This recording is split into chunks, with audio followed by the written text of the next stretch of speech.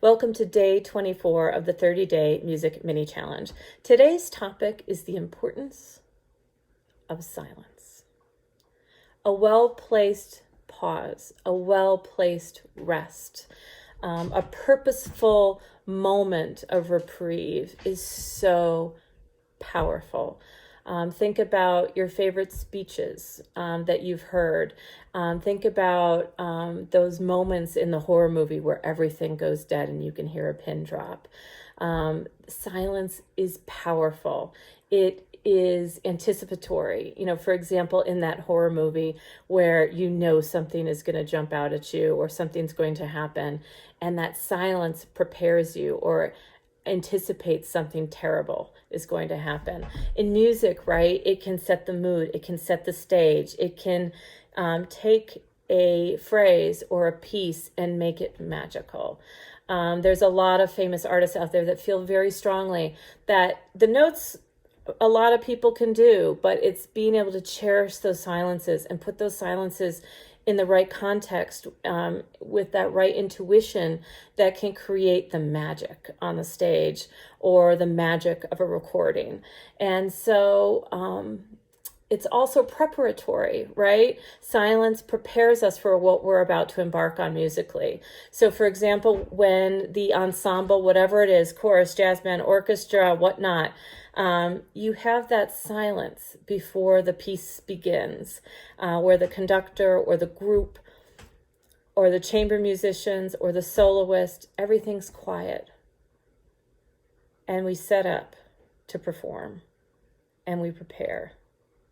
And the audience anticipates, and we anticipate, and then we make magic happen. And the same at the end, when you end a piece, my favorite pieces are some of those pieces that leave you breathless, and it's such a magical experience, and the audience can't breathe at the end. And if you've never had that experience, I hope in your lifetime that you can go to a concert where someone places in, it's usually a piece that's very meditative or just so beautiful, and you just can't breathe at the end. And the whole audience is just holding their breath, because it's just so beautiful and magical. And it's that silence that makes it magical, in my opinion. If you just put your instrument down and just stopped, it would lose that feeling of, right? So being able to prepare and finish and keep the audience with you for as long as possible, that's such a magical thing. And then what is music really? We can get really philosophical here. There are many musicians that feel that all sound is music. Some people believe that only organized sound, purposeful sound is music. But what is organizational music? There's a lot of contemporary music and contemporary sound structures that kind of really play with this concept of what is music. Is it the silence? Is the silence part of the music? Is there such thing as silence? John Cage, wrote his famous 4 minutes and 33 seconds.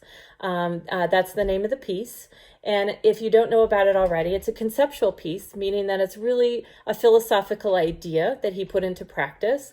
And the pianist comes on the stage, sits at the bench for 4 minutes and 33 seconds, and then exits. And John Cage's whole point was that music surrounds us and that all sound is music and you cannot be absent of sound.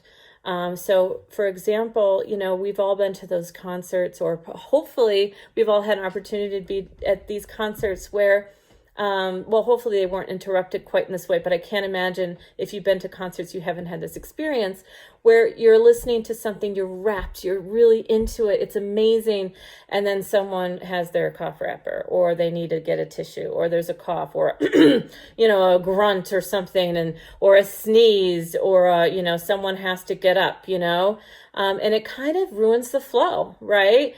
It takes you away from that moment, and and puts a focus on something that you find perhaps a little less musical, right? Lacking perhaps the expression that you paid your ticket for, right? And so John Cage was really all about this. He felt very powerfully that that the cough wrapper and the grunts and the coughs and the, you know, even the sound of the blood in our veins and arteries can and is a part of the sound. It's part of the experience. It's part of the music.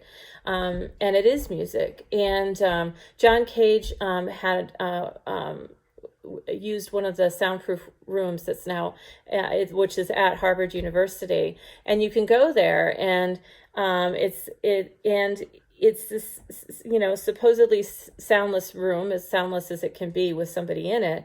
And John Cage is purported to have spent so much time thinking about it, listening and being in there, that he is purported to have said that he could hear the difference between the sound of his blood in his veins versus the sound of his blood in the arteries. And that if you listen closely enough, you can hear those sounds.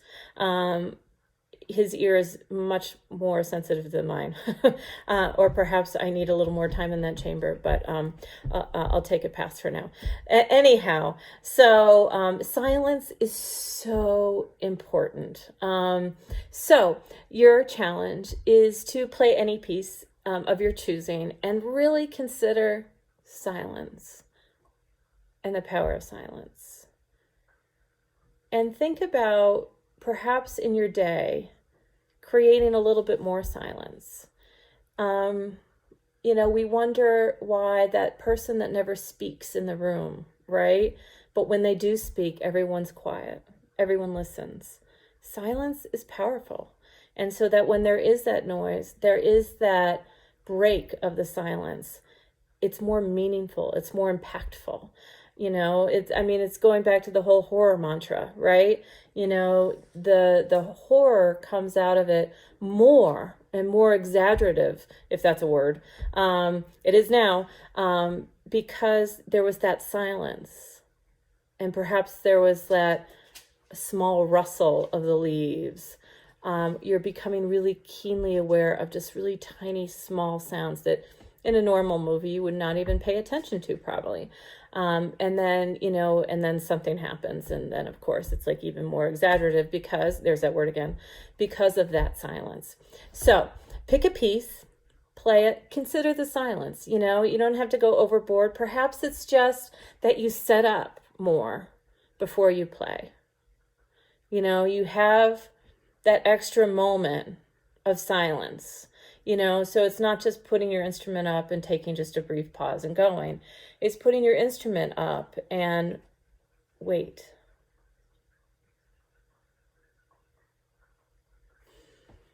And then go, right? It's hard to have silence. Most of us are uncomfortable by silence and fill it up, no matter how we can. And sometimes that interrupts people's thought patterns. They need that silence to think. They can't hear the banter go, go, go, go, go, go, go. It overwhelms them and it's too much. And so silence can be an essential part for some people's lives, and processing and all that other stuff.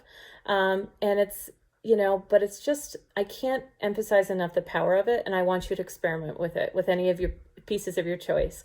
Your bonus challenge is to take a listen, and this is a personal bonus challenge, to one of my favorite movements of all time, because this particular movement plays with the silence. I want you, if you haven't already, listen to Jean Sibelius's Symphony No. 5, the final movement. And make sure you really hear it to the end, and make sure it's the end. A live recording sometimes is helpful to kind of understand what Sibelius was going for there. But listen to it. It's a gorgeous piece, has one of my favorite melodies of all time. But the end really plays with the silence. It's anticipatory, it's preparatory, it's powerful. It can almost be funny. A little bit, but at the same time, it is just what makes the music sing.